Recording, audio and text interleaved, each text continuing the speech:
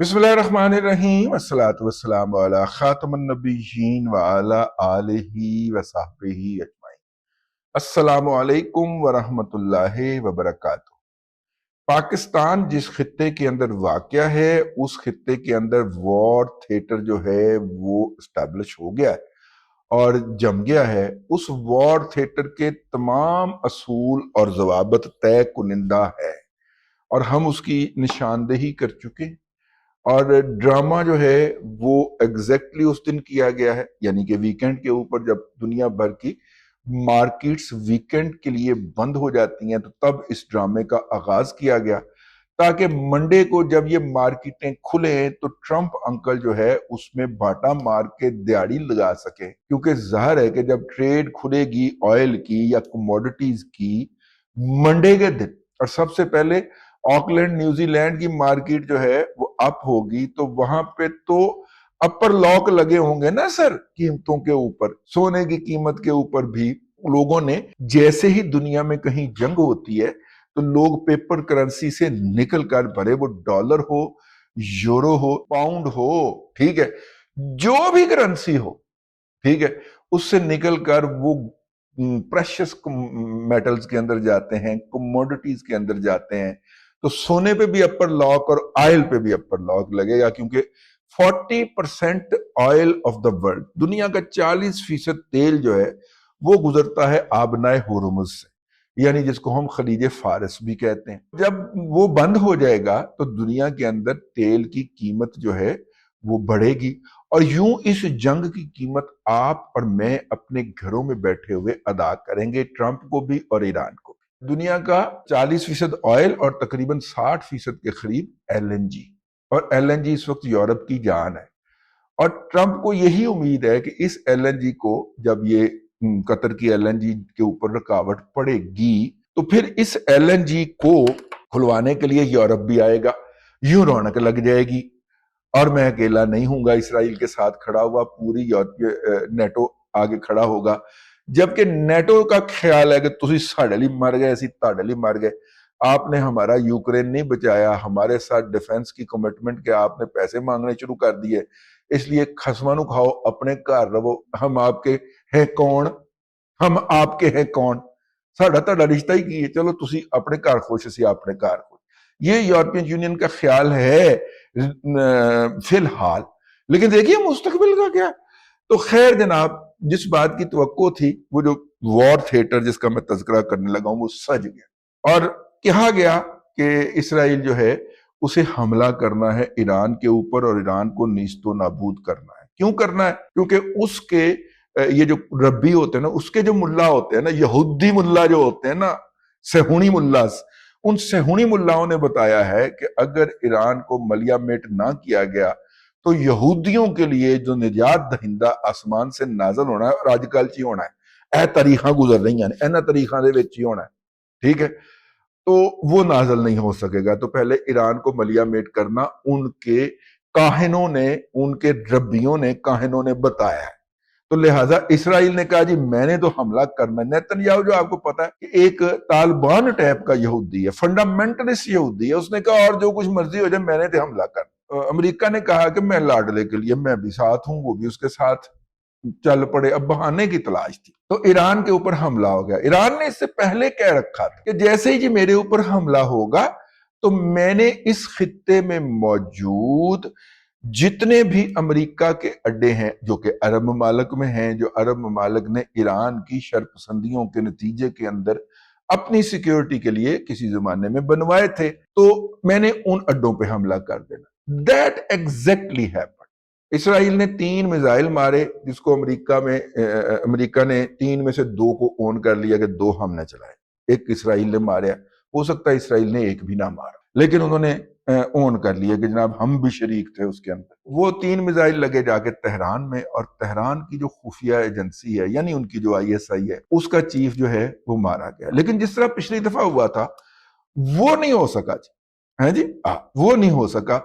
जिस तरह पिछली दफा उनका आर्मी चीफ और उसका नंबर 2 तक रगड़ दिए थे उन्होंने, और कमरे के अंदर बैठे हुए मिसाइल ऐसे घुस के उस कमरे में घुसा था, क्योंकि पिछली दफा की रैकी जरा ज्यादा थी। इस दफा चूंकि उन्होंने इंडियंस और अफगांडू मार मार के वहां से निकाल दिए थे, तो इसलिए रैकी कम थी, सिर्फ उनका जो खुफिया एजेंसी का चीफ था वही रगड़ा गया, ठीक है, ईरान का। अच्छा, जब हमारी मई को जंग हुई थी, मैंने कहा साथ साथ जरा बैलेंस करना बहुत जरूरी है। हाँ, जब मई में हमारी जंग हुई थी तो 6 और 7 मई की दरमियानी रात हम इंडिया को रगड़ चुके थे, लेकिन इंडिया का ज़ाहिर भरम बना हुआ था, हम तो सबूत तलाश कर रहे थे ना कि फिर दावा करेंगे। उस वक्त 8 मई के दिन ईरान के वजीर खारजा और वजीर तिजारत नई दिल्ली के अंदर भारत के साथ फ्री ट्रेड एग्रीमेंट के ऊपर दस्तखत करते हुए पाए गए थे।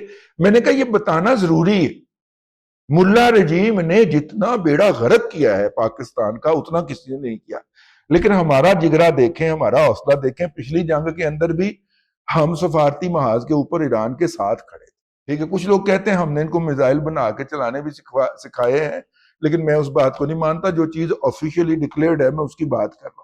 इस जंग के अंदर भी सबसे पहले ईरान पे हमले के बाद जिस मुल्क के वजीर खारजा और नायब वजीर आजम इसहाक डार का फोन गया है उसका नाम पाकिस्तान, और पाकिस्तान ने उन्हें यकीन दहानी करवाई है कि हम आपके साथ, लेकिन हमारे फोन का उन्होंने को थोड़ा सा भार भी नहीं लिया।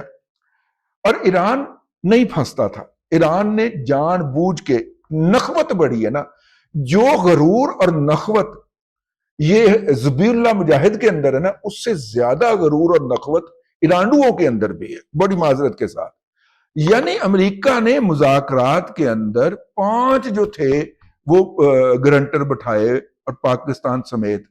ईरान भाग गया मुज़ाकरात से, मैं इनके साथ बैठ के मुज़ाकरात नहीं करूंगा, मेरी तो 1-on-1 अमेरिका के साथ मुज़ाकरात होने चाहिए। और आखिर में ईरान को इतना मिला कि ईरान अमेरिकी मुज़ाकरातकार ने कहा हम 5 मिनट के लिए इनके सामने बैठ जाएंगे, लेकिन होंगे बिलवास्ता मुज़ाकरात। और बिलवास्ता मुज़ाकरात के अंदर उन्होंने चपेड़े मार के इनको निकाला है। ईरानुओं को अकल नहीं आनी, इनका तासुब इनके दिमागों के ऊपर चढ़ गया हुआ है, और उनके जो पाकिस्तान में गुलाम पाए जाते हैं उनकी तो मत बिल्कुल ही मारी गई हुई है। लेकिन ये बातें करने का वक्त नहीं है। ईरान ने अपने पांव के ऊपर कुल्हाड़ा मारा जब उसने 5 जो ऑब्जर्वर जो अमेरिकियों ने बुलाए थे उनको कह के मुज़ाकरात में से बाहर निकलाया, और मुज़ाकरात जो थे वो ओमान से उठा के जेनेवा ले गया, ठीक है, कि हम अमेरिका के साथ बराबरी पे बात करेंगे, ये गारंटर कौन है। अगले ने फिर चुप के बाहर सुटे है ना, तशरीफ पे टांग मारी है उसने ईरानडू मुल्ला के, हैं कि जिस वक्त आपको रेस्क्यू करने के लिए 5 लोग आए थे, अब फिर उनके पांव चाटेगा कि अमेरिका के साथ जरा मीडिएशन करा दे मेरी, पाकिस्तान के भी चाटेगा। लेकिन वो गरूर नहीं चाहता कि हम इस खित्ते के अंदर हैं वो सबसे बड़ी कुव्वत थे और हमने हुक्मरानी कर रखी है। ना ये अफगांडुओं का जाता है ना इनका जाता, ईरानडुओं का। तो फिर ईरानुओं को जनाब चंगी पड़ी है पर, ठीक है, तबाही फेरी है। उन्होंने भी जवाब के अंदर मिसाइल चलाए, और वो मिसाइल जो थे इस खित्ते में मौजूद इराक के अलावा तमाम अमरीकी अड्डों के ऊपर उन्होंने चलाए, और रेशो वही 80% तक रुके, बाकी 20% लगे हैं। मसलन मुत्तहिदा अरब अमारात के ऊपर उन्होंने मेरी इतला के मुताबिक 8 मिसाइल दागे हैं, 5 उसमें से उनके एंटी मिसाइल सिस्टम ने गिरा लिए हैं रास्ते में, 3 जो हैं वो अपने निशानों पे लगे, और इन 3 में से भी कम से कम एक कहा जा रहा है, लेकिन 2 की भी रिपोर्ट है, जो कि पब्लिक प्लेसेस पे लगे हैं, आबादियों पे लगे हैं, जहां पे कोई अफगानी अमरीकी अड्डा दूर दूर तक मौजूद नहीं था, ठीक है। लेकिन ये बातें करने की नहीं है। इसी तरह यही हाल सऊदी अरब के अंदर तो खैर अमरीकी अड्डे की तरफ ही जाते हुए उन्होंने गिराया है, वहां पे अड्डे पे नहीं लगा। लेकिन कतर में 2 दफा उन्होंने अटैक किया है, और 1 दफा आबादी पे लगा है, और 1 दफा जाके वो अमरीकी अड्डे पे लगा है। बहरीन और कुवैत के अंदर भी यही हुआ है कि ज्यादातर 80% तक गिरा लिए गए हैं, 70-80% तक। बाकी उस एंटी मिसाइल निजाम को धोखा देके उस पर लग गए हैं। ईरान के मिसाइल की सूरत हाल और उनकी कंडीशन इस दफा बेहतर है, और वो निशाने भी ठीक तरह से लगा रहे हैं।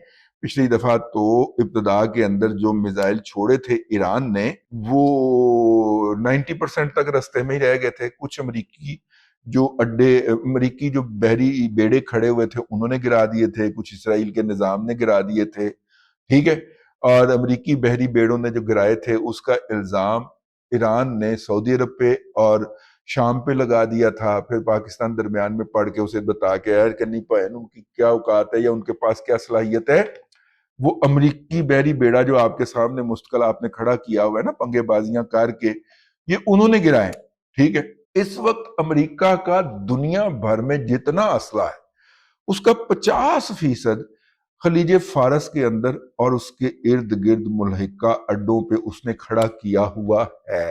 وار تھیٹر کا ابتدا اس وقت ہوئی ہے جب افغانستان نے پاکستان کو براہ راست جنگ میں انگیج کیا ہے. شمال مغربی بارڈر کے اوپر اور مشرقی بارڈر کے اوپر ایران نے پروازیں شروع کی ہیں, یعنی کہ پاکستان اپنے دونوں محاذوں پہ انگیج رہے اور جو وہ سفارتی یا دفاعی کردار ادا کر سکتا ہے ادھر اس کو بڑے پلان کا حصہ سمجھا جائے, ادھر کو منہ نہ کر سکے. اس کے باوجود ہم نے فون شون کیے, سفارتکاری ہماری ایکٹیو ہوئی ہے, اور ظاہر ہے کہ اس جنگ کو ختم کرانے کے لیے یا ختم کرنے کے لیے امریکہ کو بھی کسی میڈیٹر کی ضرورت ہے, اور وہ بھی یہ چاہے گا کہ کوئی بات چیت آگے چلائے.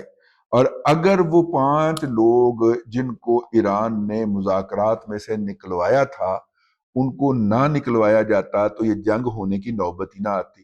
اب پتہ نہیں بد نیتی سے نکلوایا گیا تھا کہ ایران بھی اس بڑی گیم کا حصہ ہے, ٹھیک ہے, یا پھر اس لیے نکلوایا گیا ہو کہ ایران کی نخوت جڑی سی 700 کتا رل کے نہیں چکتا. ٹھیک ہے, تو انہوں نے وہ جو حرکت کی تھی اس کے نتیجے میں اٹیک ہو گیا. کچھ لوگوں کا خیال ہے کہ امریکی اکانومی بہت بہتر ہے, ان کا G D P growth rate 2.2% plus ہے, ان کے ہاں بے روزگاری کی شرح 4% سے نیچے آ چکی ہے. ٹھیک ہے, ان کا ڈالر جو ہے اسٹرانگر دین ایور ہے, تو لہذا امریکہ لمبی جنگ افورڈ کر سکتا ہے. جبکہ ہمارے کچھ دوستوں کا خیال ہے کہ اس کا trade deficit, debt to G D P ratio بہت بڑھ گیا ہے. ٹریڈ ڈیفیسٹ $1200 ہے, $600 سال کا اس نے قرض ادا کرنا ہوتا ہے, اپنے سود ادا کرنا ہوتا ہے قرضوں پہ, تو وہ افورڈ نہیں کر سکتا. تو دنیا کے اندر 2 مختلف نقطۂ نظر پائے جاتے ہیں. ایسی صورت کے اندر یہ جنگ کتنا عرصہ چلے گی اس کے بارے میں کچھ نہیں کہا جا سکتا, لیکن جو ہے یہ بھی اپنی جگہ پہ کہ 40% دنیا کی فیول کا, انرجی کا, اگر اس کی سپلائی بند ہوتی ہے تو کیا دنیا یہ افورڈ کر سکتی ہے؟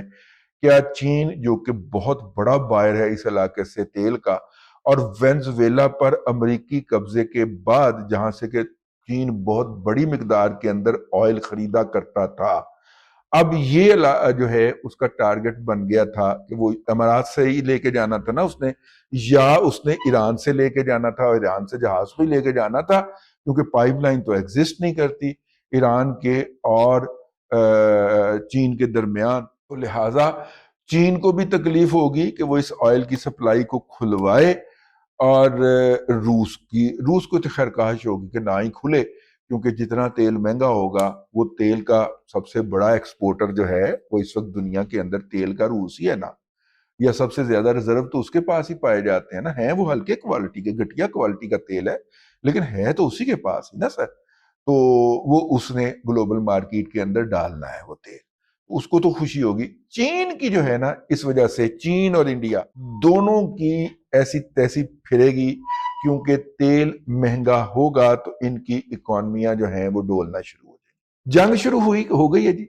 ایران پہ حملہ کیا ہے اسرائیل نے, اور اس کے جواب کے اندر اسرائیل نے چپیڑیں مارنی شروع کر دیتی ہیں ارد گرد کے عربوں کو, اور پاکستان نے ایران کو یاد دلایا ہے کہ ہمارا دفاعی معاہدہ ہے سعودی عرب کے ساتھ کہ سعودی عرب پہ حملہ ہم پہ حملہ, اور ہم پہ حملہ سعودی عرب پہ حملہ پہ نام ہی سعودی سمجھیں لیکن یہ معاہدے کا ہے. تو آپ ذرا سعودی عرب کو کچھ کہیں گے تو پھر ہمیں اس میں کودنا پڑے گا, تو آپ سعودی عرب کو کچھ نہ کہیں, باقی شودے شیخوں کو پھینٹیاں لگاتے پھریں ہیں, ان کی ایسی تیسی تئی پھیرتے پھریں. جب ہم نے ان کو کہا تھا کہ تم الائنس میں آ جاؤ, قطر صاحب اور بحرین صاحب, تو ان کے شیوخ جو تھے ان کو, میرا مطلب ہے ان کے نخرے ہی نہیں تھے. یہ جا کے دونوں کے جو شیوخ ہیں وہ ٹرمپ کے قدموں کے اوپر سینکڑوں ارب ڈالر وار کے آ گئے. ٹھیک ہے, کہ جاؤ پھر انہوں کو وہ تو بچائے. ہم نے سعودی عرب کے ساتھ معاہدہ کیا ہے, سعودی عرب کی سیکیورٹی پاکستان کی سیکیورٹی ہے, یہ ہم نے ایران کے کان میں پھونک مار دیا ہے. کہ ہماری مجبوری ہوگی اگر آپ سعودی عرب کو، اگر نہیں وہ وہاں پہ امریکی اڈے کے باہر اگر میزائل گر جائے تو ہمیں آپ جوتے مار دیے گا، ٹھیک ہے۔ پاکستان نے دوسری ایک یہ بھی ہمارے پاس اطلاع ہے کہ اسرائیل کا ایک بھولا بھٹکا جو میزائل ہے، جو کہ کہا جا رہا ہے کہ چابہار کے لیے انہوں نے مارا تھا، وہ چابہار سے کچھ 100 کلومیٹر دور گرا ہے، اور ظاہر ہے کہ چابہار پاکستان کے بارڈر سے بہت کم فاصلے پر واقع ہے۔